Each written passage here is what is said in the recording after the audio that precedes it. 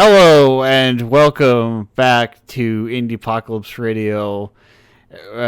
Simultaneously, the first and last episode of the year of 2022 and 2023. We've got a foot in both time years, as if time were an imagined concept that we simply created, and these years are have some notion based on rotation and the sun, but really, it's all made up. We could be in any year. It's so silly that society. Exactly. I remember in high school, people said there were sometimes they referred to as BCE and CE, as in before Common Era and Common Era, and then you have to ask what denotes the change between the Common Era and before Common Era. Is it the birth of a certain? Is it the birth of a certain gentleman? And then if it is still that, why bother to change the phrase? Anyway, keep Christ out of calendar or get him out. Get out of here. Oh my god, I forgot about. Yes. Were they using the same? Was it still technically zero? Did they use the same 0 point? I don't remember. Or did they use a technically I'm not different sure. It was point? so convoluted. I always remember just being so that felt like such a barrier for entry, because I'd always be so interested in Roman or Greek mythology, but then I'd just be like, oh, what is the time? Is this BC? Yes. And it's just muddled up my brain so much. Religiously neutral terms. Well, when does the BCE switch now? Did they? Yes. Wait. They are the same dates. A cursory search shows that they are in fact the same dates, but one of them just does not refer to Christ. Yeah, before Christian era, and then before Common Era is what they call it. Before Common Era. Oh, you're right. Yeah, because that would be a bit redundant. Christ apparently made the world quite common. It's societal construct.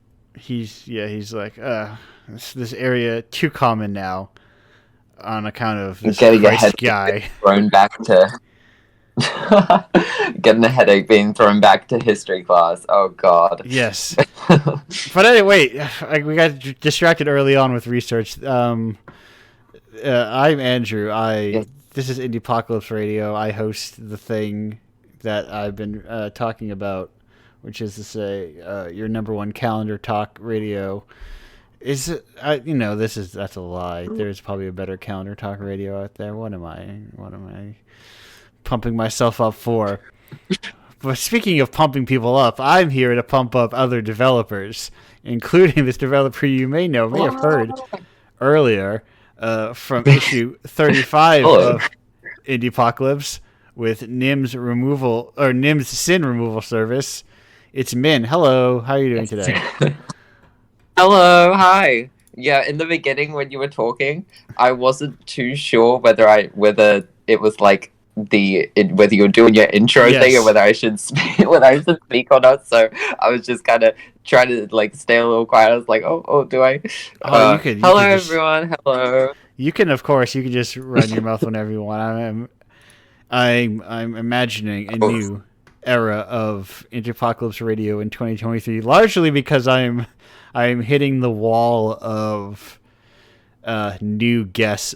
I'm running up fiercely against that wall, so I'm going to be a lot of returns, a lot of more comfort, we're getting back into the talking about food era of Indiepocalypse Radio. Oh yes, my favorite topic. I've been doing a lot of food tier lists with friends and stuff. It's so much fun, seriously. It's I don't know, people. It brings out the most intense opinions in people. It's so hilarious. Yes, it's because it's the core of taste. That is what we do. We taste food. So of course, exactly right. Yeah, it's a metaphor for everything. It's the etymological origin of it all, or not probably literally. We're not going to look up etymology of taste and how it refers to our enjoyment of things, and does it come from the fact that we taste things, although often There's etymology is that probably simple. There probably is, to be. I don't know. Yeah. There's so much. Yeah. There's so much like depth to everything. As we were talking about with time zones, Yeah. societal constructs, and how we develop meaning. Oh, this is getting to be a very intense Indiepocalypse episode. My favorite my favorite of them is that I realized recently that they call it posting because you used to attach signs to posts. And they, in fact, What? Yes, and that was posting. You would post your notices, and then it all gets shorthanded, and now we're still doing it online on our online bulletin boards. The origins of Twitter. Me putting like a GIF on my post in like the signpost outside of my workshop in the 1800s. Right, exactly. Yeah, it's a flip. So it's a flip book, and people have to walk up and do all the flips and go. That was pretty funny. I remember that. Yeah. Looking for like likes on your. Yes. Oh my god, that's really interesting. Like, anthropology is so interesting. I remember there was just an era where I just went like, I mean, there's so many things to go deep, like rabbit hole down, like just like with researching. I find that so fun, but I definitely did that with specifically like Tumblr entomology posts where they'd get like modern slang or something or whatever was modern in like 2017. Yeah. And then would like make like a little chart going down from the origins. It was so funny. Yeah, humans have been around for a long time, and we all do something, and we all. It's very easy to forget that we all do something every day. I saw. Yeah, I mean. No. Sorry. Yeah, I mean, seriously, it's like I mean. Like with the new year and everything, I mean, I think a lot of people get like this. They get super like, oh my god, it's a new year. Like that year just like went by and I did things. And that was a year. What happened? You know, Right. It's kind of freaky. Yeah, it's just this kind of thing, and it's really just gonna be another day. I enjoyed the new year because it's days off of work. And I get a 3-day weekend. Yes. And I'm living. Yeah, I think that's a. Yeah, I definitely relate. That's so good. Seriously, it's so nice to like have just like some time off of. Well, in my case, it's uni, but yes, it's so good to have like a break off with the schedule.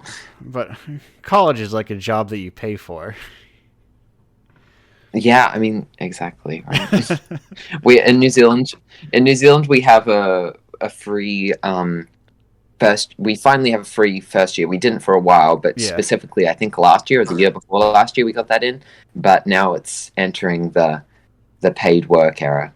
So at least for me, because I've gotten the first year. So hey, a free first year is a good trial year to be like, oh, I don't like this. And then just to not do it again and not cost any money. It was definitely the case. Yeah. Because I was doing, what was it? I was studying animation. And yeah, I definitely had so many, it was like revelation after revelation after revelation of, this is who I am. This is what I want to do. Do I want to do this? I don't think this is right for me, or I don't think this works for me. It was just like a year of constant ones like that. So I'm switching. I'm getting cross credit and switching majors, and it was definitely very helpful to have that kind of like, what is it? Have that intro free thing. I'm really happy that it's an opportunity for everyone in New Zealand. The trial year, yes. Yeah, I was gonna say, wait, for everyone. Hey, don't for everyone. I honestly wish. I mean, it should be a thing, but right. You know, so they've got to make their money somehow. Their for-profit school systems. Yeah. But anyway. But yeah. Important question. But anyway, man, the question of all yeah. questions, the question people are dying to know. It's the first and Oh, the last of the year. How did you hear about Indiepocalypse? how did I hear about Indiepocalypse? Now, I was actually thinking about this one because this is the one question I was thinking. Um, this is the one question I predicted. I was Yes, like, it's easy. how did I learn about Indiepocalypse? Easy to predict. It is my I mean, it's a informal pretty survey. understandable. Yeah. um, I'm pretty certain I had found out about Indiepocalypse through I don't know what it usually is for other people, but for me it was the itch.io like recommendations page at the front. Okay. Because I mean, what is it? I'd also I'm pretty sure. Wait, which developer was it? NPCKC. I'm pretty sure I had like followed some of their games before, and I had like followed them on there, and then I think something where that there was some kind of itch.io like community post or something, something that like because they're like often. Like they're in some Indiepocalypse editions, and I think through that kind of Indiepocalypse 13 radar. NPC Casey Yeah. was the commissioned artist for 13. Oh, cool. Yeah. But pretty much just like, I mean, it was kind of like getting into like starting an itch.io page. I just like found it, like played a bunch of games, followed a bunch of developers, and it kind of just like ran into it during that kind of phase of like looking at like finding out like the like so cool, like look at this, like there's so many like smaller indie like developers out there making all these cool things. It was just like an exploratory thing where I was like, oh look, and then there's this Zine that shows all of them, and then I kind of found it out through there. But you know, yeah, itch.io is definitely thank God for itch.io. Yes, right. A singular place to publish all of our works. Imagine if they all had to be on like independent websites, which it's good to also have them on your own website, but it's nice that there's a pile that you can all go into. Especially a pile that handles like paying for things. I cannot imagine. I mean, you know, like Steam is just a whole different beast. I was thinking of like, oh, maybe I'll post like my most recent game on Steam, which isn't Nim Sin Removal Service, a different one. But yes. I was like, I'm posted on Steam, and then I was just like, it's just like a lot of work, and it's not really designed for smaller kind of creators and in that kind of way. So I think itch is just such a it's such a I'm looking at where it says about half an hour, and if this was a paid game, people would be like, I love it, it's amazing, and then they return it still because they can, because it's only in a half an hour long. Exactly. Now tell me a little bit about sorry. Oh yeah, continue. I was going to tell me a little bit about Nim's Sin Removal Service. Oh, okay. So Nim Sin Removal Service was actually a game I made for a jam. Let me take a look. I'm taking a look at the page to see which jam it was for. It was for the Newbies Game Jam. So I had wanted, before making Nim Sin Removal Service, I'd made a few other games. I'd made some visual novels. I'd made a shorter kind of RPG that I made for about a 48-hour jam. But I wanted to try and make something that was kind of like a fun, colorful kind of just an overall kind of upbeat kind of RPG game, and I really wanted to try and make like a longer kind of thing. So I just took a look for maybe a 2-week jam, which I found, and then just took a crack at making Nim Sin Removal Service, which I didn't have an idea for the title. The title was literally as I was uploading to itch. I thought of the Right. title and then I did Well, that. listen, It was probably very bad at titling things, so I oh get where you're god, coming same. from. Seriously. I mean, I think titling projects and games and etc. like at the end is at least to my experience has always been the best because then you can kind of encapsulate what it's about the best. Right. You understand what it is.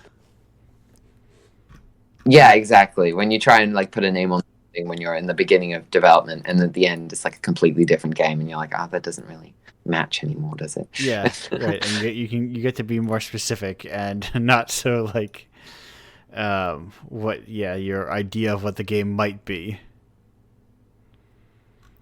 Yeah, I mean it also is like fun to like come up with like a temporary title in the beginning to help get that idea, but then just like it like with everything, at least from my experience with game development, just like everything iterates and changes so much that it's like it can be a completely different thing by the end, and that's just kind of the experience, I guess.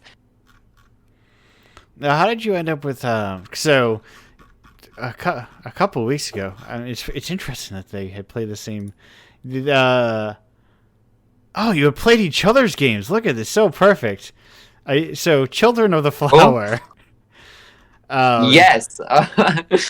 You were like I just played that yesterday. Yes, the unofficial companion piece, I think, to Nim's Sin Removal Service within Indiepocalypse 35. That happens sometimes. Where yeah, I mean, what was it? I'd been meaning to check out One Box Game for a while. I had so much fun with it. It was so cute. I had a really good time. I definitely felt the same kind of way about it. The like kind of companion piece kind of thing. Yeah, these two lo-fi RPGs about parental legacies. Exactly. Yeah, I really mean I have a very big soft spot for just kind of like RPGs, quirky Earthbound inspired. Yeah, I'm not even gonna go down that route. Oh, but, quirky Earthbound inspired RPGs. Like, yeah, you know what I mean. Yes. I definitely Children of the Flower was definitely like up my alley. Enjoyed it a lot. I don't know if Wombok would be listening to this, but loved your game. Probably they were on the show, but 2 weeks ago or last week. 2 weeks ago. So yeah. There's always the chance, and don't worry, this is a safe space for quirky Earthbound inspired RPGs. Don't worry. Yes, but I just moved. I mean, part of my a new shelf I got was to put like albums on, and I may have put Elisa and an Undertale on there. So. Yes. Oh my god. I've been wanting to get. Like album? Do you mean like vinyl? Yes. Or do you mean like the actual vinyl record? I've been wanting to get the. Oh, vinyl. Sorry, vinyl. Yeah. You're right. Oh god, I've been wanting to get the Undertale, and Deltarune vinyls so bad. They are so pretty, but I mean, like I don't own player, so right. It would be like. Put it up in the room and then just stare at it. I thought about getting little. I mean, that's mostly what I have them for. I thought about getting like they made like these boxes for like that you could slip records into, because that's a huge part of the appeal for me is that they look big and they're cool looking. But yeah, and then they also play music is very nice as well. But you get that. Yeah, I think. I mean, what was it? I definitely buy things without. Like, I definitely do that. I've done the same thing I did for Omori. I bought just so much. I mean, a lot of it was clothes, so it's stuff I wear. But then, I got quite a few things that were just to put up in my room and just stare at because they look pretty, like the CD album for the soundtrack or whatever. It's just nice to have just like a little memento of just like an experience or something. Yeah, it is. nice to have physical things if you can have physical things in this kind of like such a traditionally intangible medium. But I guess you could just burn things on. You can still just burn things on discs. No one's stopping you. True. I mean, that honestly, that would be a really cool kind of like idea for like like a lo-fi kind of like a PS1 style horror or something, burning it onto a disc or something. Yeah. I'm pretty sure actually I've heard of some like similar in Indiepocalypse start like a bundle kind of like I'm pretty sure there was one PS1 horror bundle that did some kind of like burning it onto physical copies, and like same with the GBA studio kind of games where they get like they do cartridges. There are so many different cool things that people are doing with physical. I myself have burned things onto DVDs to sell to people. Oh, what is the story? It was so there was like a pre-Indiepocalypse, someone had made a kind of like a local scene, like a collection of games. So like, here's games from our local scene. It's like a mixtape grab bag thing for like a couple bucks, and they put them on like USB sticks. And I'm like, what am I, a millionaire? So when I was selling them, I used DVDs. But you can fold them using just like regular old printer paper, and you can draw little covers on them. If you know how to do the fold, like there's a fold. If you know what it is, it's very easy to look up. Like a CD, something a high schooler would do. Very much like I got a burnt CD from a high schooler. That is to say, like a high schooler 10 years ago. Would be like, I got a burnt CD from my friend, and they folded it in this fun little piece of paper because I'm a high schooler. I have no money. That's why I'm burning CDs for free. Like a fire mixtape or something. Yes, right. And I'm pretty sure I actually got given that as a birthday gift in high school. I got given the Garfield 2005 movie or something in like a little paper folded thing alongside like a really awful smelling Garfield Redbubble t-shirt that smelled like someone had dipped it in vinegar. Beautiful. Wow. Yeah, that is beautiful. Honestly, one of the birthday gifts, I swear. Yeah, I think there's really like nothing stopping you from still like distributing things via disc. I think there's like the issue that people can be wary that like, is this a virus? But that's like literally true of every piece of every executable. It's always the potential exactly to be anything. Yeah, I mean, anything like you put in your a computer. lot of the time. Yeah, exactly. With executables and stuff. I don't know. I feel the same way. I think it's a really cool next. What is it? So in New Zealand, we have one kind of convention that is kind of like it pops up at a few different places called Armageddon, and it's just like like a pop culture convention, etc. Yeah. But it's going to be happening in around February, April next year, and we've and me and like one other friend who's also made an indie game before.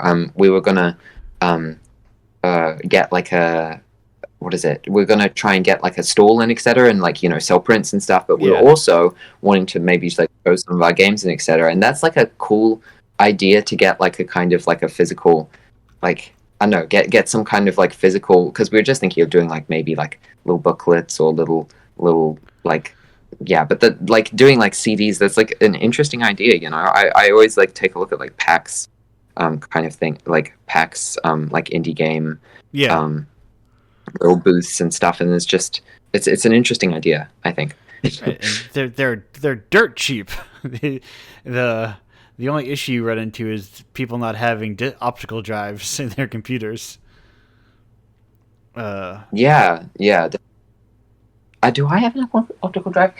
I say it's a good idea to do CDs, and then actually when I look at my computer, I don't have an optical drive. And I have one, but it does not burn discs, so I had to buy a separate thing to burn discs in. So it's like... Oh, no, I love that. It's probably better off to get really what a they're just. It's the dream of corporations. They take away our optical drives because it's how we cheaply distribute data.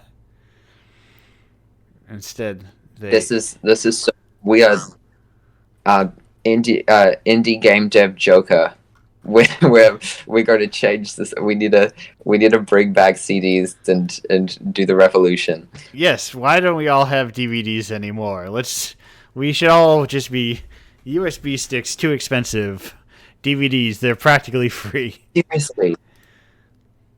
It's yeah, USB. I'm always surprised by how much, because I always expect them to not be that expensive. At least in my house, I just have a bunch of random USB sticks running around, but they're all like 4 gigabytes. And then when you try and get one that's like actually a good size for, like, example, backing up kind of like art or whatever, it's just so expensive, and it's just like, geez, oh my god.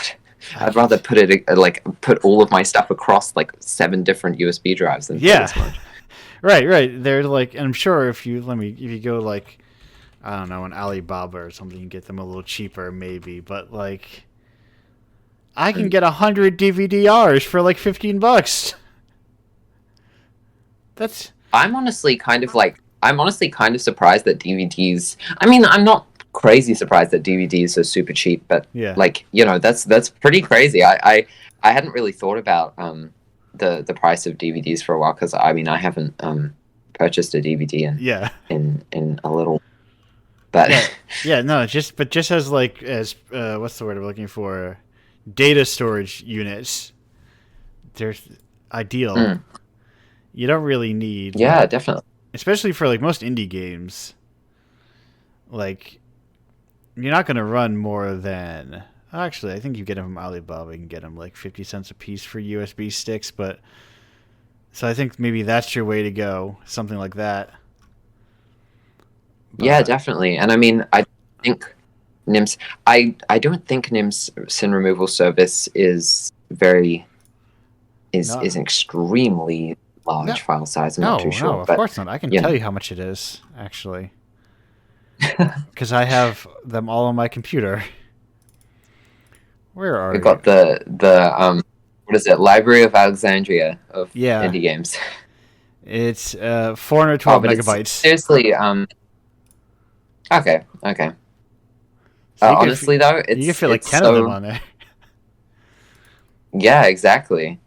I mean, honestly, it's super exciting, and I mean, hey, that being able to fit 10 on there. Yeah. That brings the opportunity of doing Indiepocalypse CDs. Yeah, no, I just like Indiepocalypse is only 1.7 gigs, that issue, so it very easily fit on a DVD. Yeah. Yeah, exactly, which is super cool. I know. I think the problem with USB sticks is you don't have enough room to decorate on them. That's really the main issue. Like. Exactly. I don't know. Unless you get like one of like the cool, like, even then, if you get like a little stylized one, it's still like it's predetermined. You don't get to customize it. Yeah, they're just too small, and I think it goes back to vinyl records. The appeal is that you get a nice big piece of art, and you can't fit any art on a USB stick. And that's why, honestly, like, that's why vinyl, like, vinyls are so cool. I seriously just considering getting, getting a player to justify getting vinyls would be even more money on top of the money of buying the vinyls. Yeah. But in my brain, it makes more sense. But seriously, this, like, getting that full art is just so amazing. Yeah. Seriously. And a lot of them fold open, so you get even more art in there. It's just like piles and piles of art. It's a beautiful thing.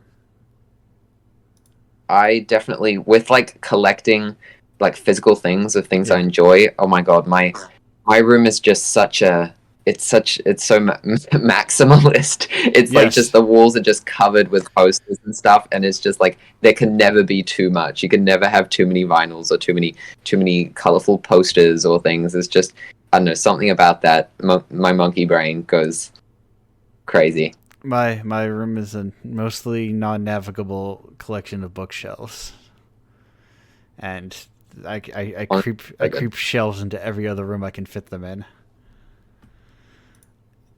honestly, I need to start doing that. Yeah. Because I don't have any shelves in my.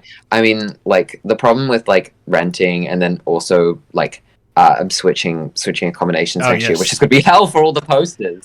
Yeah, no, But I helped a friend move, and he had nowhere near as many books as I do. when you've got a lot of when you've got a lot of just like random possessions and like things decorating the room, it makes it moving. My dream is to simply never have to move. Exactly. I mean, then I'm set. Yeah, I wanna settle down in a cottage. And just stay there forever. Stay in one place. You can always travel to different places. And then you can, if you're wanting something different, you can get like an Airbnb of like, you can go to an Airbnb in somewhere else in the exact same city, so you can just have a different experience. And then right, spend a lot of time in a different room. Maybe it's just you can always just move some furniture around, and you've got a new room suddenly. No, honestly, like I've been wanting to get into that because it's like the whole. I mean, I don't think this was when the I don't think we had started the radio yet, but it's talking about the balance between like work and life stuff. We were just talking about it a little bit, and like that. I definitely think that that's kind of important. I kind of want to get my like PC out of my room and into somewhere else. It's just hard finding a different area to work on things, No, I traditionally have like a dedicated space, like a workspace, but it becomes my living space in the winter because it's in a basement and it's cold in the winter, and I retreat down there. So it's because I'm like I could run heat, or I could go to a basement where you don't have to run heat. You can just bundle up. Big brain plays. Yes. The downside is that it's also where I do all my work. So there's less that separation. Is it? I'm surprised it's warmer, and I guess I don't, because we don't have basements in New Zealand because the ground with like earthquake stuff. Yes, it's super. But I would have when I think of basements, I guess it's because I think of like the Diary of a Wimpy Kid movies with Roderick living in like a cold, dank basement or something. Weird reference, I'm sorry. Yeah. But I think of them as, are they warmer? They're neutral, I would say. So when it's freezing, they're warmer. When it's hot, they're colder. Okay. Because you're underground. Separated from the world. Like a little pocket dimension. Yeah, right. Because when you go underground, it gets more like moderate because you're less, I don't know, experiencing the elements, perhaps. Definitely, yeah. No, I can imagine that. The wind does not blow up against the ground. So yeah, I mean, what is it? At the current right now, I've returned to the parents' house for the what is it, for the holidays, and I've got like a little my room's down in the basement kind of area, but since it's not a proper basement, it's so cold down there because it's like, I mean, it's the lower level of the house, and we've got like a hill going at the back, so just all of the cold air just goes down, and it's very, very chilly. I recommend the sleeping bag style. It's a good approach to staying warm. Good idea. Yeah, not literally sleeping bags. Wait, sleeping bags. Well, I mean, it's just you use the same like a sleeping bag. Yeah, we use the principle like a sleeping bag in while you're also in bed. Well, if you're getting really cold, you could do that.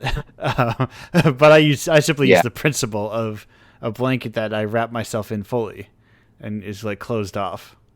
Okay, I like that. That's so good. Yeah, I definitely like the I think I do that instinctually, but I also it's never enough, and I'm really considering getting a weighted blanket because I feel like that would be the solution to all my problems. Yeah, there's always More heavy blankets on the bottom helps too. Same principle, same insulated. Well, we're just trading blanket tips here. This is what a great Indiepocalypse radio session.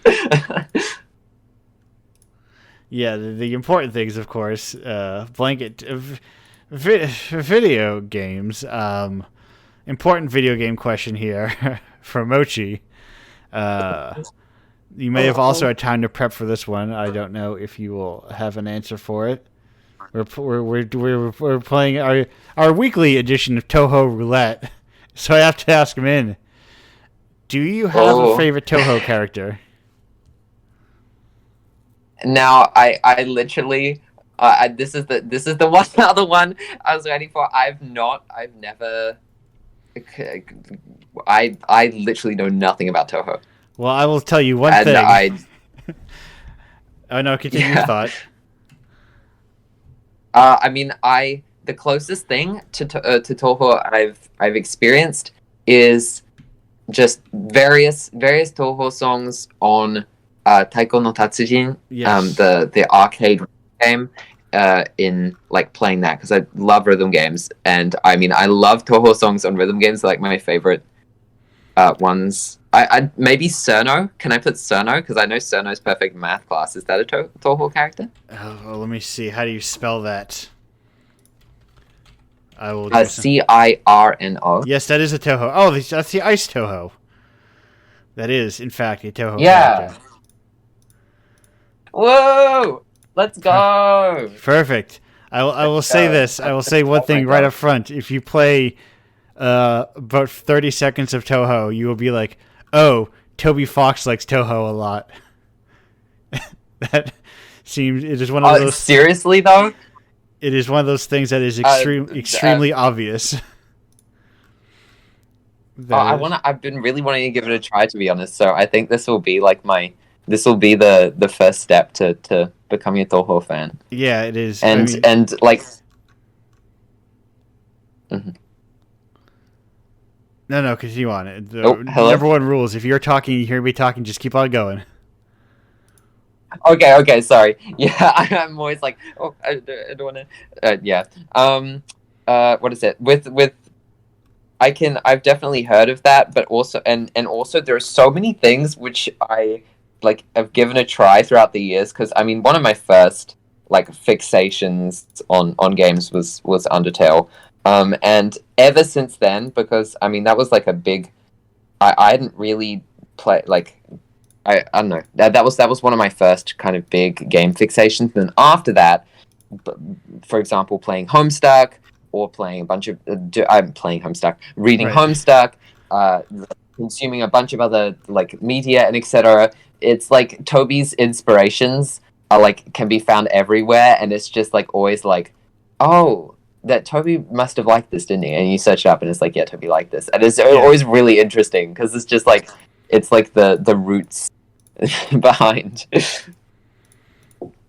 Yes, I think it's very important for people to go. It's like if you really like something, I really like when you go 2 steps deeper, and go, okay, well, what did this the person who this work I really like, for instance, I really like Undertale. So what did the people who made Undertale really like? And I think it helps you to kind of get a broader perspective and helps you make something that is not just like the thing that you like, but a little bit different. I think that is like the Star Wars problem, where it's people. The new Star Wars feels like it was made by people who like Star Wars, and not by people who have a broader series of influences. And I honestly relate to that a lot. Yeah, sorry, continue. No, I was saying like you can see Lucas clearly likes like old serials and like Kurosawa samurai movies and stuff like that, and all these different little things. Like, he's like, oh, what if I made my own Flash Gordon, but with aliens and with more aliens and samurais, and they're all. And then someone's like, oh, I'm going to make Star Wars. What if I like Star Wars and something else maybe? I don't know. It's mostly just like it's like when you need a a less self-referential collection of influences to make something that feels less, that feels more its own thing. Yeah, I definitely, I think that's like really, that's been really relevant to me throughout this year, I think, because I, with just like, I mean, like, university, what is it, like part-time jobs and etc. I can find it kind of difficult to get into that kind of, it's a lot of the time it's choosing between, for me, and like it's choosing between making games or playing games. Yeah. So like, and then I often like don't really. I can go like a really long period without actually playing some more games and getting some more inspirations, and then you can kind of face that kind of problem with like I've my inspirations have kind of stayed the same, and it's kind of like a lot of the time that through like it's definitely really good to just like find the time to what does the person that I like this piece of media I like, what does the person who made it, what do they like, etc. I think that's really important. I've been trying to do that over like New Year's and etc. and just kind of like consuming a bunch of media and having fun with it. I definitely think that's super important. Yeah, I think that's where like a good let's play can come in handy also. And I'm trying to like find good let's players if because I want a very specific thing out of it. Like I want something where somebody clearly likes the game and it feels, I guess in the classic style of let's play. I don't know how to describe it, but it's like I like what Chip and Ironicus do, where it's like, here is somebody who really likes Metal Gear, and it's like an edited thing, and it's like I'm getting a lot of info, and it's not just like people playing through something, if that makes sense. I definitely. What was the channel you just mentioned? Because I've been actually looking for the exact same thing. Chip and Ironicus. They've been around for like a very long time. They're very classic Let's Players. But that is, they do. There's like it is clearly like edited and like thought out, and I'm sure there is like a lot more of them. I just don't know which is the right one for me to go to. But I definitely feel the same way though with like let's plays and stuff, because I think with some it like, I mean, it's another filter for like going through like playing a game or whatever. It's like it's the way you view it. You kind of view it through how the people playing it view it when you're watching a let's play. So it's like if the person who's playing it does not enjoy it, it's like you're probably not going to enjoy it either. Or if the person who's playing it doesn't exactly like, they can cut out certain bits and you can miss it. I definitely find that's the case, because I felt that way sadly with like with Lisa, because I was like quite busy with uni and stuff, but I really want to experience Lisa's story and etc.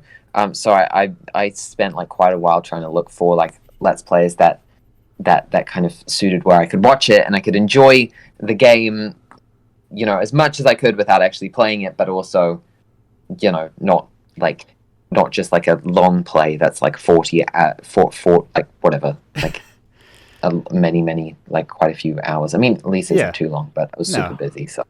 Yeah, it's such a hard, like difficult medium, especially because I've been thinking a lot more about Let's Plays recently, conceptually, because besides wanting to watch something, I thought like, well, if I made a what's the word I'm looking for?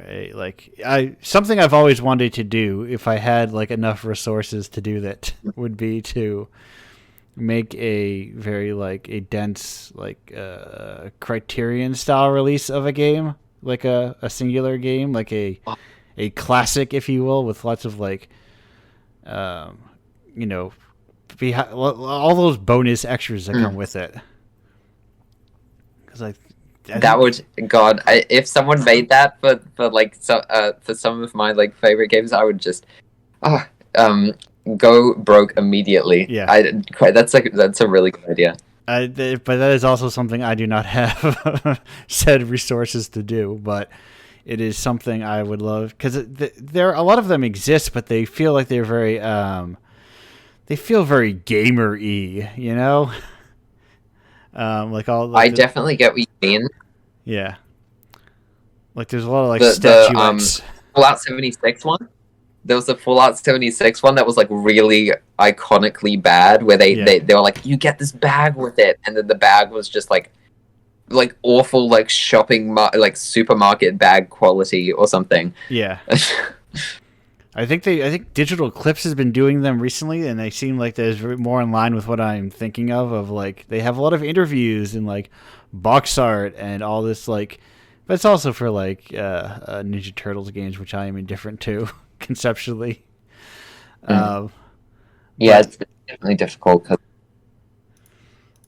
but it is like I love the idea, and but one of those to bring it all back, one of the core things would be like I think it'd be really cool. Like let's plays are like the closest thing to director commentary, or like you know when you bring on a critic or something to do commentary for a movie they really like. That is a good let's play. Is that in a way? Mm. I definitely I used to watch a lot of developer, like, what is it? Usually it wouldn't be instigated by the developer itself, but it Yeah, would be like there are quite a few YouTubers. I don't know why this was such a thing specifically within the FNAF fan game um, community, yeah, but that, you know, there were quite a few FNAF fan games that had like a lot of work put into them, and there was this one channel. There were a few channels that would get like developer commentary, where they'd have the developer come on, they would play the game, and then they would kind of explain their experience creating it, and go into stuff, and that was so good. Seriously, I wish there was more content like that for other games out there. yeah. There's so much like space to be kind of you know messing around with what's the word I'm looking for? Just like more like reflecting on past games more often, like reflecting on work more often Mm, instead of worrying so quickly immediately about the next thing to come out. yeah, I definitely. I think that's really true. so I'm trying to like that's just me thinking of things that will probably not happen next year or even the year beyond, and who knows if it ever will. But it is me like saying things out loud that I think would be cool if they happened.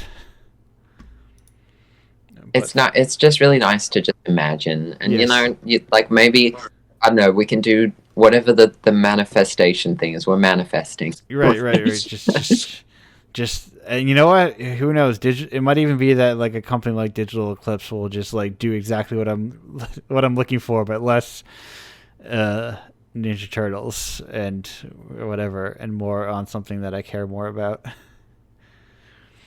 And then, It's the roots kind of thing. yeah, You've got the inspiration behind the inspiration right. behind, you know, this is the start of a new future.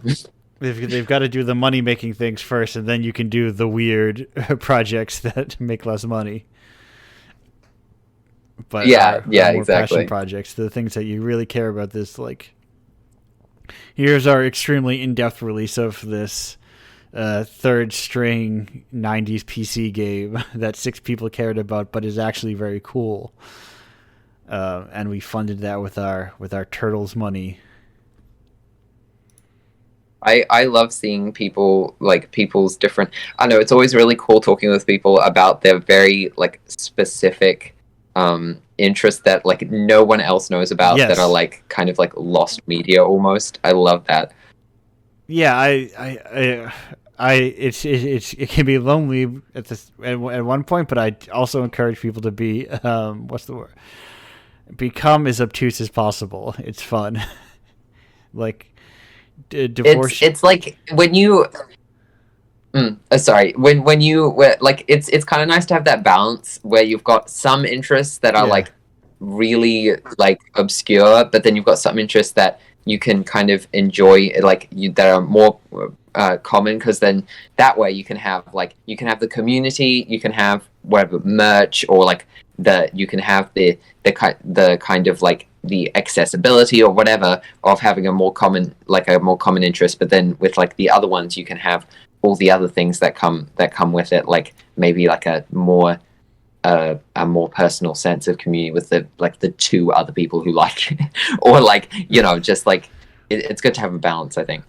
Yeah, I was talking with friends about how there's like probably we were like, oh, I forget what we were talking about, but like they were like, is this the one thing that we like all agree on that we like? And it's like we're just friends, but we all have like not the same interests, and very trying to align in like a singular piece of interest along 5 people is difficult, or it should be difficult. I like to think, or it's or more like Yeah. Aligning a thing that people actively care about along 5 people, not like I think because I think it's probably easy to hit a lot of like people be like, oh yes, I do like potato chips, but nobody like cares about potato chips. Yeah.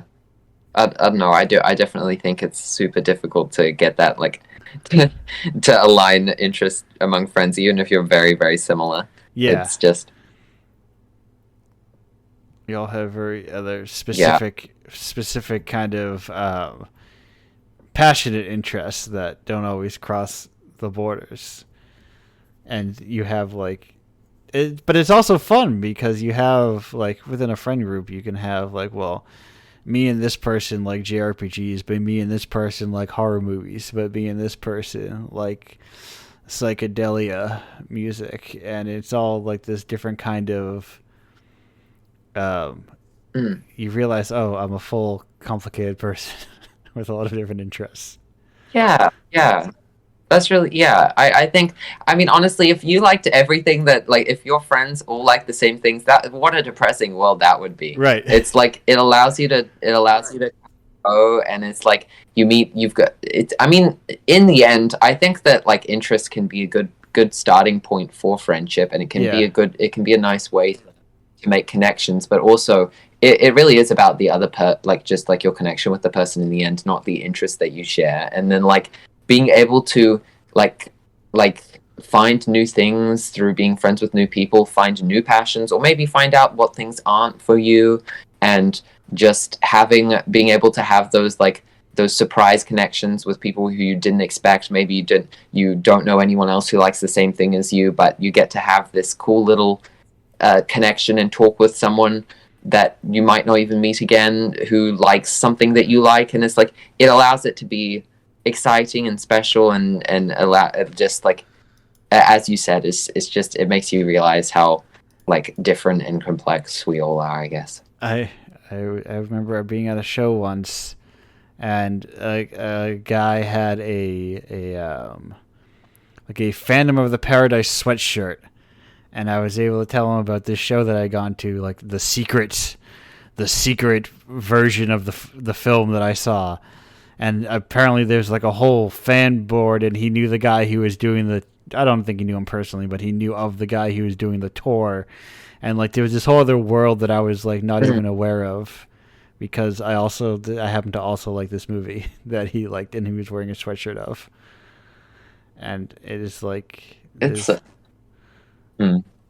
are these whole those little like, yeah, it's so crazy, seriously. That's honestly kind of that, I mean, like that's slightly how I felt getting into like, I mean, checking out like getting into checking out a bunch of different games on itch, and checking out Indiepocalypse, and just going down rabbit holes looking at other people's kind of work and etc. It's just like there's so many different people who are doing like things passionately, and it's just like such a small like it's you like they're just like so many different small communities which you just wouldn't even know about, but they're just so passionate and stuff. Right, and they don't have to be what's the word, like enterable communities. They can just be like communities that exist, and there's such a commoditization of communities that they can dial back a little. Not every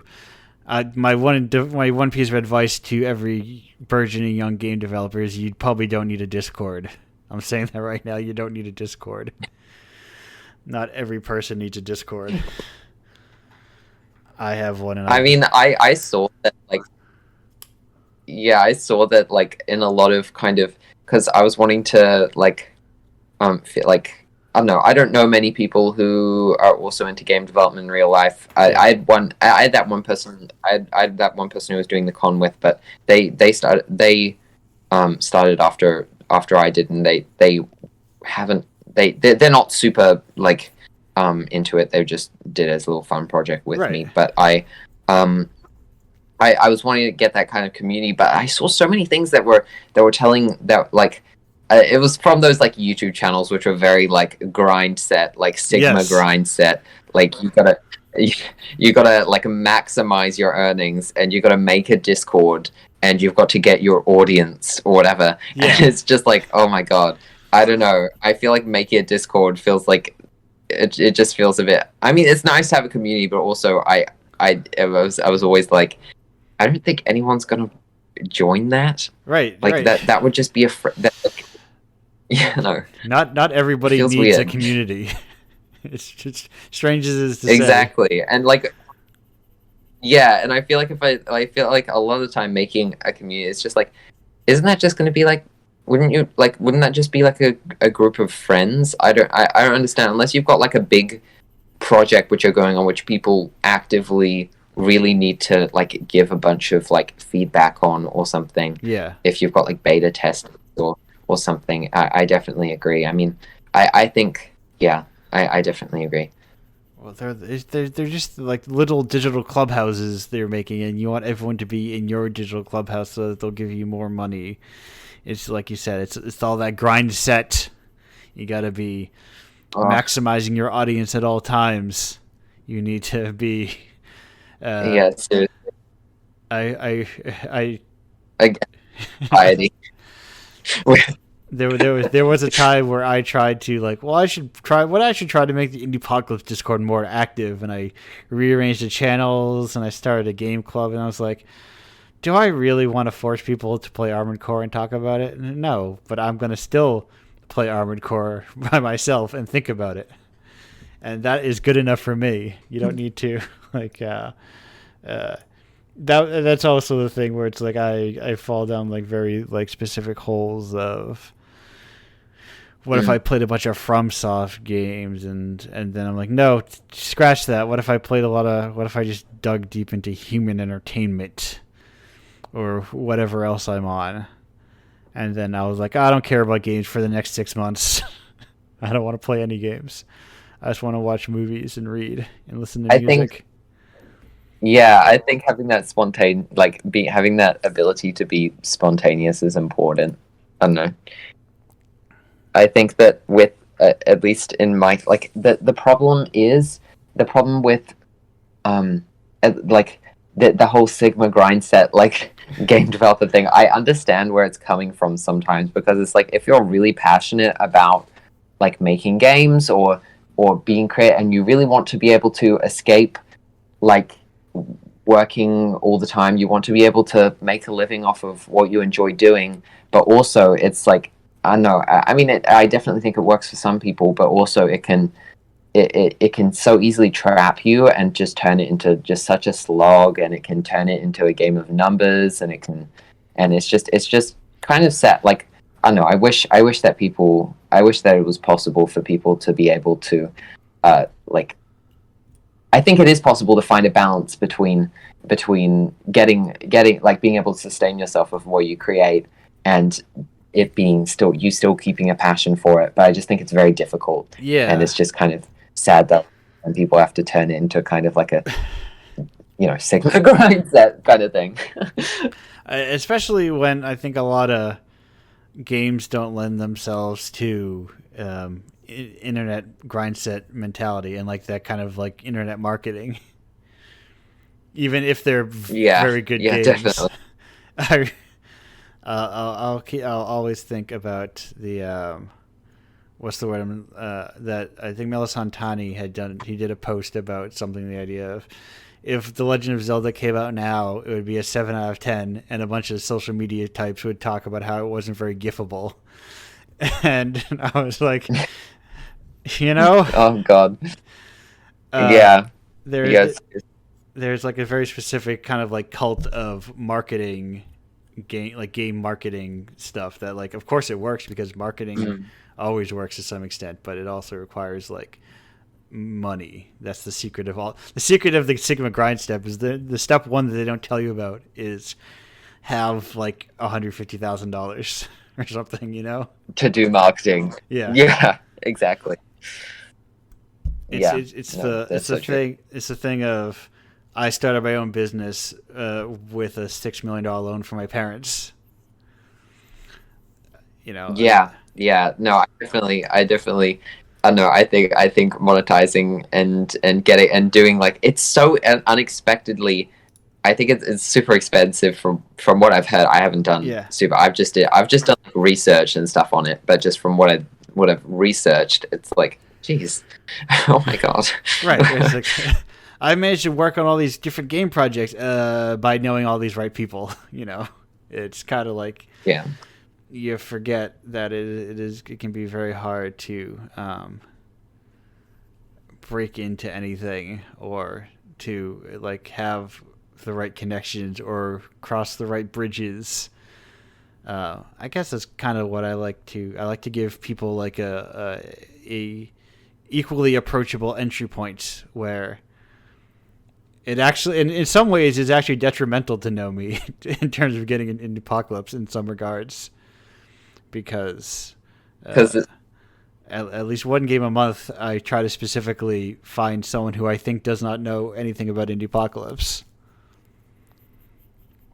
And honestly, yeah, that's great. I love that. Like, I think, what was I gonna say?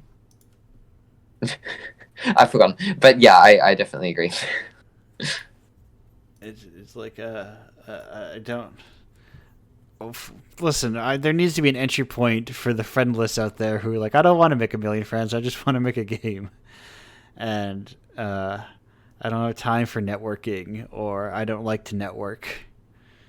But it can be like, well... Oh, yeah. Yeah, definitely. That's what sorry, I just remembered. It was... I think that's one really good thing, I don't know, about, like, Indiepocalypse, and just like, I mean, you can say this about Indiepocalypse, you can say this about itch.io, you can say this about the internet in general, if you're talking about that kind of stuff. It's just giving people the opportunity to, like, not go whole hog in, like, just being able to, like, have to go whole hog in marketing, turning something into their whole life, or etc. It's just like, you can kind of possibly make a little bit of an earn on things that you enjoy while, like, online, while you're working another job, but it doesn't have to be your whole life, unlike it probably was in the past with, like, for example, like, I mean, being a game developer, maybe you might have to, like, you'd have to apply for, like, if you're actually wanting to make games, or actually wanting to make a little bit of money from your games, you'd have to, there was just so many steps. So it's just so nice having something like Indiepocalypse and itch.io and the internet in general for a bunch of different, for any kind of, like, artistic hobby or any kind of hobby. But yeah, it's nice to have a couple bucks, It's nice for someone to give you a couple bucks. I know I like receiving couples of bucks every now and then. It's nice to treat yourself to a frappuccino, or whatever drink of your choice in the holiday season, and be like, I have a few dollars for this. Yes. For this little thing that's the true Sigma grind set. I made a thing once, and I made it, and it makes me money forever. And by money, I mean $3 every 6 years. Yeah, this is the passive income min-maxing. Yeah. I'm writing ebooks and putting them on Amazon nonstop. I'm gonna be. I remember seeing. I think the most important thing to learn about the grind set is that if someone is teaching you about the grind set, they're selling you their lessons, because that is their grind set. Yeah, their grind set is you. You are the grind set. 80 million people doing the same. I swear, my grind set, all of all any of the money I've earned from my games has just gone right back into buying more games. Yes. So it's like the passive income is going full circle right there. Just like going on itch.io, just like buying a bunch of different like games, and just it's the circle of life. My money that does not go to food or like transportation goes to art, whether they be games or otherwise. Because what else am I gonna buy? what else do people buy? I don't know what people buy for fun. Me too. I don't know. I guess like the hobbies. Oh yeah, I I guess feel you that mean yeah. I If feel you, the exact same way. I've been wanting to get into some more because I really like take I've really enjoyed getting into smaller indie game titles, but I've been wanting to check out smaller indie kind of because a lot of other media or art that I consume, whether it's like kind of like comics or show or animated shows. I mean, you know, some things are have like more of a workload to create and are less likely to have smaller indie creators creating them than others. But I've been wanting to get more into kind of like, you know, smaller indie comic creators or smaller indie kind of like other kind of storytelling things. yeah. Because getting into the kind of like seeing all the kind of indie game stuff, it's really been inspiring me for that. But I just haven't really been too sure where to begin, especially with kind of like smaller indie comics. Yeah, I have. Funny you mentioned this because right before this very show, I have a stack of here from Birdcage Bottom Books, which is indie press comic publisher. I don't know how it works. Oh, awesome! I don't know how it works in New Zealand, but a lot of them. I mean, they might be transitioning away from Kickstarter, but a lot of them would be like Birdcage and Avery Hill and Shortbox would all like be like, "Hey, here's our 2023 spring catalog. We're crowdfunding it." So like, Okay, I'm writing down these names: Shortbox and Avery Hill. Avery Hill. I think those are Cool, both. thank you. Sorry. I think those are both UK based.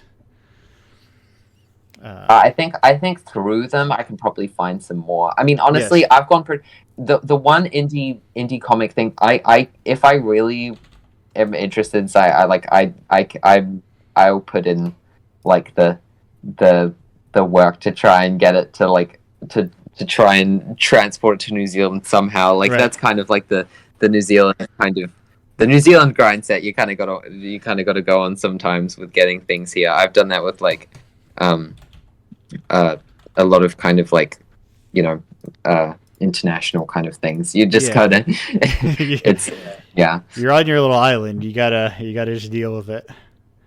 Well, you're closer.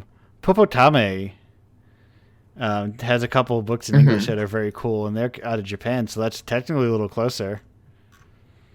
Popokomi I mean, I is very cool. oh right. In fact, I mean, I study I probably one of my other big hobby outside of like game development and like the stuff that encompasses that, whether it's like art and etc., is learning Japanese. So I definitely like that's the main international export. Yes. I'm treating it like I'm a country, but that's the main thing. I import a lot of like comics and manga, and actually a few smaller indie comics from like Japanese artists I liked. Yeah. So that would definitely be, because I definitely know some ways of getting that kind of stuff into Yeah. New Zealand. Popotame does international shipping because I've ordered some books from them. So, and I think That's cool. Thank you. I think they're like an indie bookstore. I mean, just definitely looking at the books that they have, there's definitely a skew more towards like indie stuff than like what is traditionally available in English. I got a. There was one publisher, Glacier Bay. Yes, Glacier I Bay am a Books. big Glacier Bay booster in these parts. I have the what's the word I'm looking for? Oh. The not the embossed, it's got the printing on all the edges for all their Glaolia copies, the expensive version. Mm. Oh, that's cool. Oh yeah, because Glacier Bay. Do you know? Well, one of their. I haven't bought directly from Glacier Bay, Yeah. but I bought from like I found one of their artists. I found a certain smaller comic artist from Glacier Bay, and since for Japanese practice, I bought one of the comics by it was Toshoneko Toshoneko from who did like Sleepy Child and etc. Yes. So I bought some of their comics for practice. Their art is so gorgeous. Seriously, oh my god. I definitely I yeah. Sorry. No, I agree with you. It is like that is like as a manga kid who grew up into an adult and wanted to read what's the word I'm looking for, more adult, more mature, but not like mature in the very broad sense, but like more mature stories. Glacier Bay has been a real treat. I definitely like I want to check out some more kind of, because that's exactly what I was thinking of when I was thinking of like indie comics. I was wanting to find some more because that's pretty much like the only one I had kind of I hadn't kind of done the research into some other ones that I've been wanting to check that out. But yeah. Popokomi, which is the Popotomi's like self-published anthology, is very cool. It's self-published indie Japanese indie artists. Oh, I always forget that one of these artists was like in Indiepocalypse also. Oh, really? Yeah. Through Glacier Bay, a Japanese artist did a one-page thing in Indiepocalypse. Because I just asked them. That's so sick. Seriously, it's so cool seeing like the different connections between everything. Yeah, awesome. Well, that is me. That's just me being a comics freak. That's the same way, the same reason that the Indiepocalypse Koosh issue exists. That's another good one. Obviously, Koosh Comics does a lot of. You can subscribe to that, and that's like a. Oh, okay. I subscribe to it, and you get like a little book every 3 months. It depends what your subscription level is, but I have the big one, so I get some minis, like 3 or 4 minis every month, and then every other month I think I get a like a little anthology that's the same size as like a mini but thicker. And they're out of Latvia. How do you spell? Kus, but with a little accent on it. Oh yes. Yes, I remember them. I think I remember seeing the collab or the Indiepocalypse. Yeah. A notification. Oh, cool. Yeah. Yeah, but we're turning this into, you trapped me for a moment into, boy, I do love to talk about comic books. Sorry. This is great though. Thank you. I've gotten my information. Yes, I've collected all the indie comics.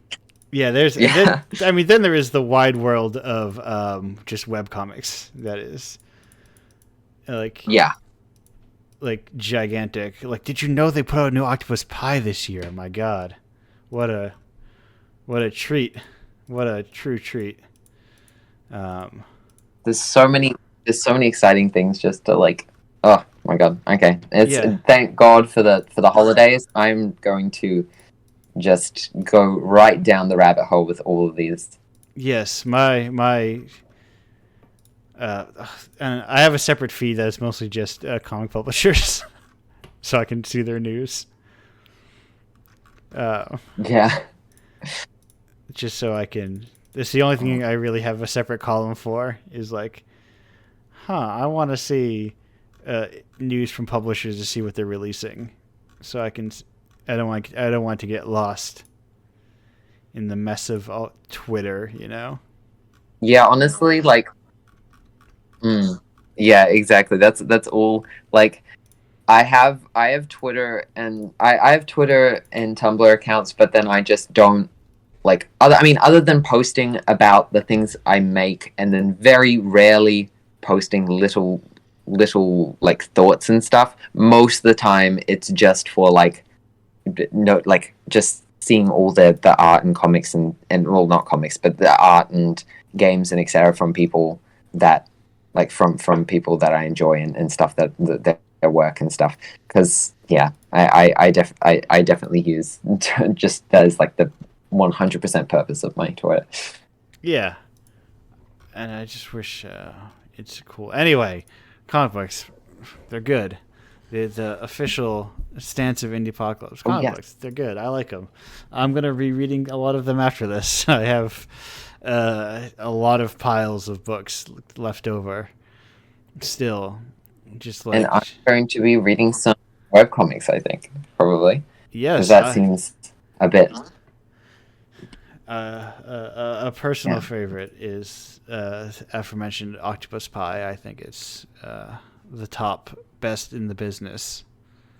I literally have that one. I got that. Yeah. I wrote that one down. It's on my tabs, on my crazy amount of tabs that I always have open. If you have played this year's Perfect Tides, I don't think I have.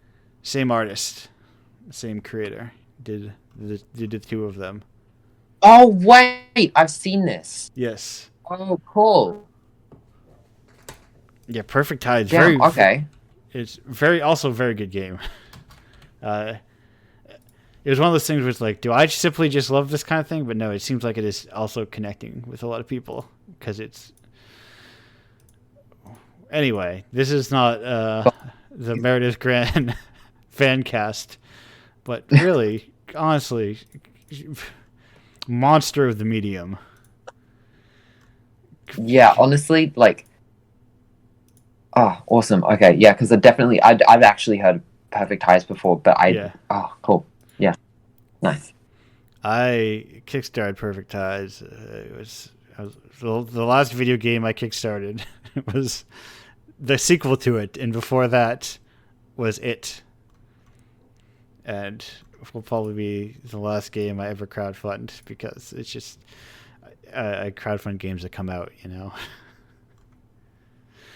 And I was like, this person knows how to release things on a schedule, sort of. The absolute, worst case scenario that was Omori. I mean, no, the worst case scenario would be it never releasing, but how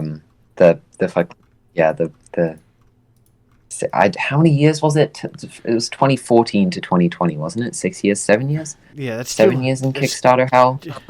It's too long to be spent making a video game. Too much of one's life. After I posted it, I was like, God, are you okay? Like, I feel like you would need a lot of therapy after that amount of time and like development hell. Like, I feel I could just feel for Omocat, and I've only made I haven't spent that long anywhere near that long in a game before, and I've already felt the kind of like the mental health deterioration that comes with working on a project for too long. So I can just not imagine, seriously. And I hope you never have to spend 6 years on a game. That is my wish to everybody. That's part of what this is. This whole project is being like, what if games were shorter? What if they spent? What if? Yeah, exactly. But it's not like not all games need to be that. It's more like, what if there's a venue for shorter works that's also being like, no, they're also good. It's not an this or that. It's a this and that. Yeah, definitely. I definitely agree, and I think, I mean, some things definitely are served by being longer, but just in general, like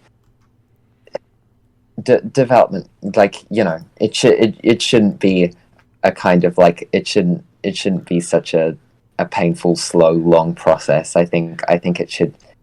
From everything I've done, the research I've done on Omocat, on Morty's development stuff, it definitely. I hope that Omocat gets a break. It looks like she's making absolute jack tons of cash, so good on her.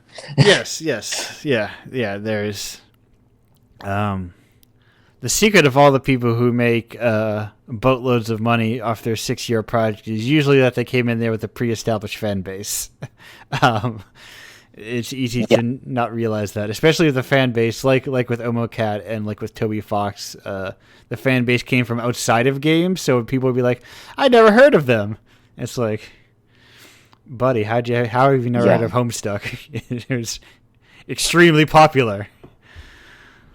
But I still remember the day where I found out that Toby Fox lived in Andrew Hussey's basement, and I think that was like a turning point in my life. Yeah, everyone's all connected. If you know, I think Meredith Grant used to travel in those circles too. There was, listen, we're not going to talk about the webcomic days of yore and all these like interconnectedness of it all, because this show's got to end eventually, and I think it's got to getting close to it right now. We've crested well over an hour. We're getting close to an hour 30, and I like to keep this to a reasonable listen. Yeah. That was this. Yeah, well, this has been so much fun. This has been really cool talking. Yeah, I like to have these. That's the benefit of these. One, I like having the group chats because it puts people in a room together that would typically, how often are you going to leave New Zealand? Let's be honest. Yes, yeah. So it makes it hard to like meet people like in Europe and the US, and group chats give the opportunity to meet people from all over the world, but also it's nice to just have a one-on-one. Just like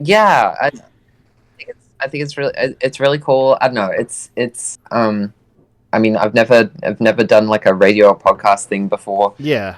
But it seems really fun, and like, who knows, maybe sometime in the future I could come back to do group one or something. I don't know. I want to start my own after doing this. I was like, hey, this is so much fun. Yes, yeah. I love hosting a radio show. There's a lot of joy to it, of not like just like sitting down, kicking back, meeting people, talking it out, being like, hey, what's up? How you doing? Tell me about your favorite food. What do you put on your chips? But exactly. Wait, does New Zealand? Oh God, here's the eternal question. So by what is a chip in New Zealand?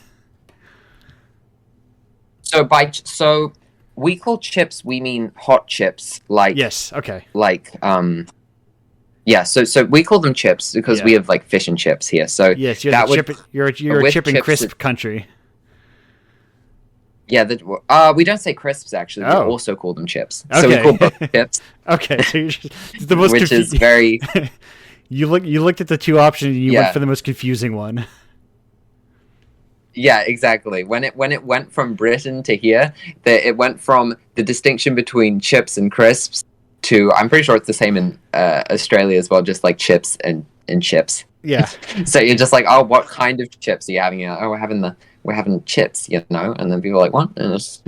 But yeah, just you have to learn from context.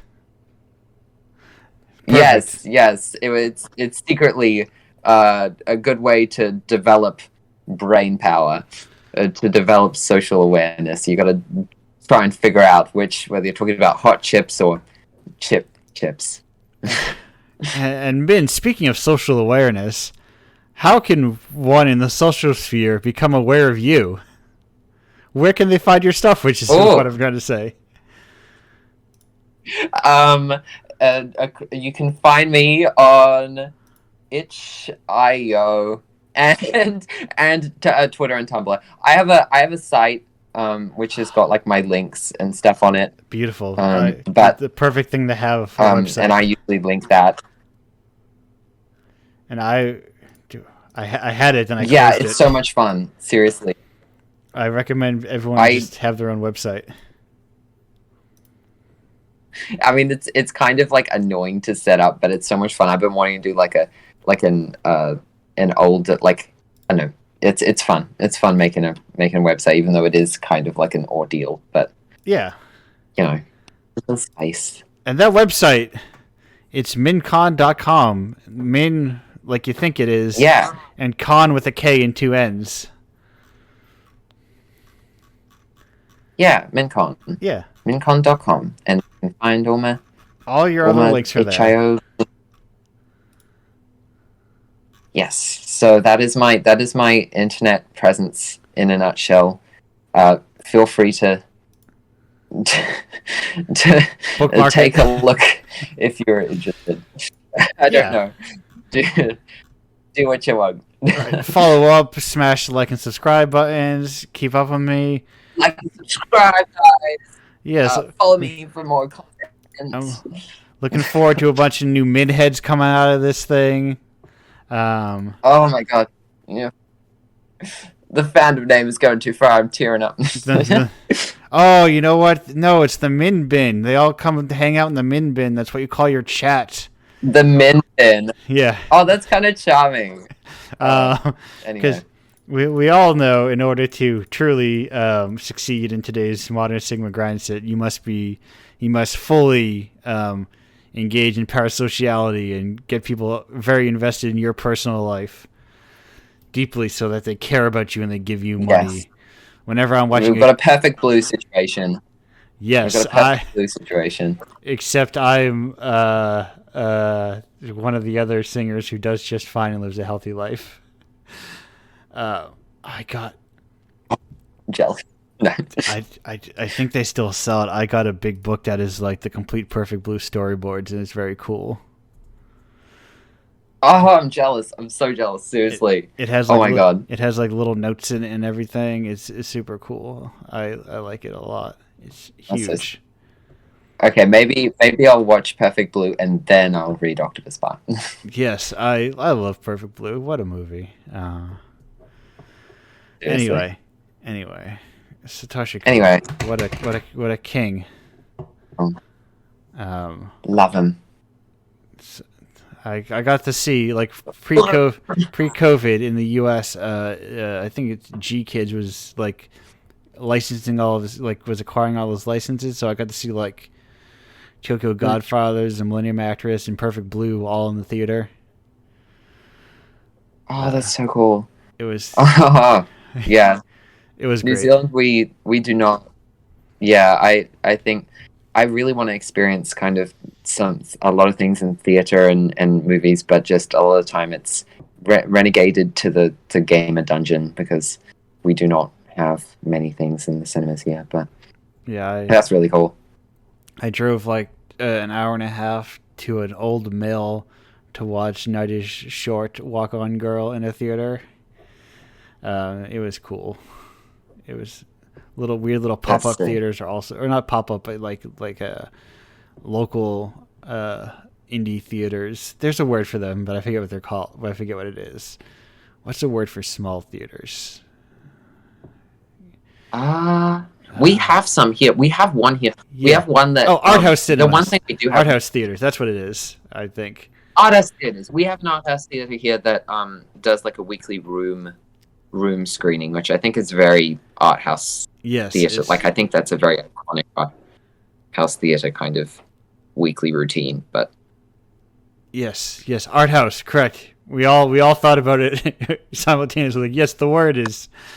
Yeah, they're cool. I mean, they are relatively... I don't have one anywhere near me. They're relatively far from me, but it's still, like, cool to sit in, like, an old theater and watch a movie that is not available anywhere else on a big screen because somebody wants to show the Indiepocalypse of cinemas. Why can't I be like a what's the word I'm looking for? A well-endowed child of billionaires so that I can just run self-indulgent art house theaters and other things. Right. And have just like little like communities, have like Indiepocalypse, the Indiepocalypse building. You've got like a Criterion collection of of all the different little indie games. I would love God, it. the dream, seriously. I would love it. But it's relegated to the relegated, whatever. Yeah. There's Not renegated. We're not doing TikTok dances. no TikTok dances. TikTok, yeah, TikTok. It's, anyway, right. The show is ending. Indiepocalypse.com is where you buy Indiepocalypse. If you buy issue 35, this nice person here will get some money if enough of you do it. You will get like $5 US, which translates into some number of New Zealand dollars. I'm not sure. That would be 758, 8 or 9.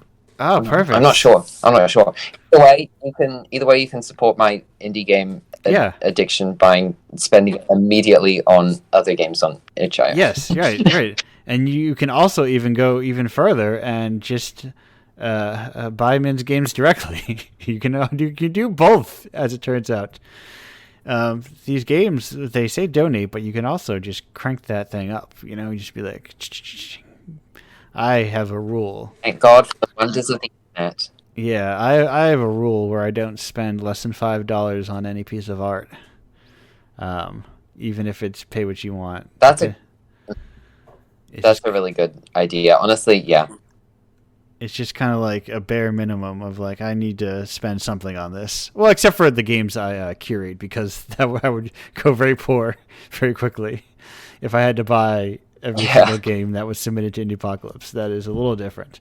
But then the good ones, the good ones end up paying anyway, so it all balances out in the end. Good is a mean way of saying it. The ones that I like end up getting paid anyway. It's good that it's good that it's really good that we've got a nice that itch.io just provides the kind of like the donation option, and you're able to pay more and support developers. I think it's really good.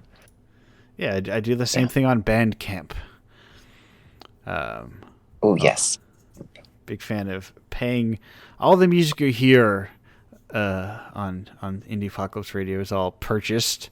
This is a pirate radio show, but a legitimate pirate radio show. A pirate radio show that supports artists. Right.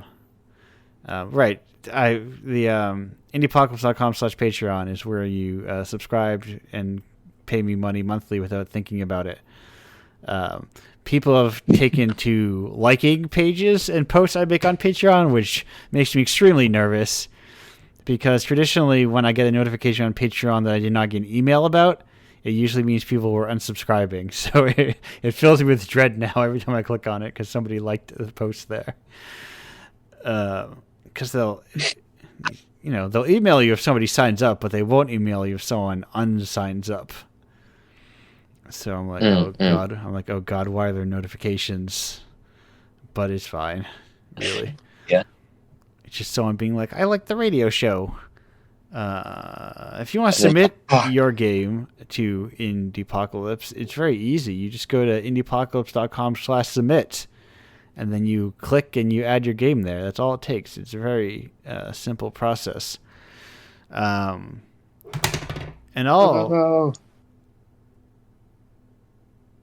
What was that? Oh, sorry. I was just saying, go. Oh, yes, yeah, right, exactly. Games. Sorry. It's a super easy thing to. It's like, it takes zero effort. If you don't get it, well, that's life, you know. Yeah. So, sometimes just because I try to be good about using my, what's the word I'm looking for, my waitlist email to tell people, hey, your game was I can only fit 10 games, so try again next month. And usually those games will get in there eventually. It's just a matter of like finding the right one to put them in, or it's like some games have set on like that hard 11 spot, I think, a couple months in a row, just because of my mood at the time of curation. It's all over the place. There's no rule to it. Speaking of rules, there's no rule to how long this show is going to be, but I'm cutting it off. That's the end of the show. I can't do. It was awesome talking. Thank you for having me Yes, on. thank you for being here. Thank you all. I'm going to what? Well, People chatting in. Look at these people chatting in the Discord. Oh my god! Listen, I'm not going all the to. drama. No, it's good chat. There was drama once when I was working at an event, and there was drama. I was like, I don't have time to deal with this. I'm just going to lock the channel. And Oh God, it's like, oh, you freaking children. I have I'm no. gladly I haven't experienced that. Yeah, I have. Who argues with strangers on the internet? Who's got the time? Not me. It's so draining. I don't understand it either, but I don't like arguing with people that I know about trivialities. yes, it's about trivialities. Yeah. Yeah. Nice. Yes. Okay. Yeah, technically. I'm yeah. gonna. I'm going to. Sorry. Man, I'm going to thank you one last time, and then I've got the show. I'm gonna shut this show down. Thank you for being here. Yes, I'm gonna watch Perfect Blue and have some homemade brownies. A perfect cap to a beginning of a 2023. With that. Yes. Happy New Year, everyone. Yes, we've crossed the threshold. I will in but a mere 3.5 hours. Till then, goodbye. Awesome.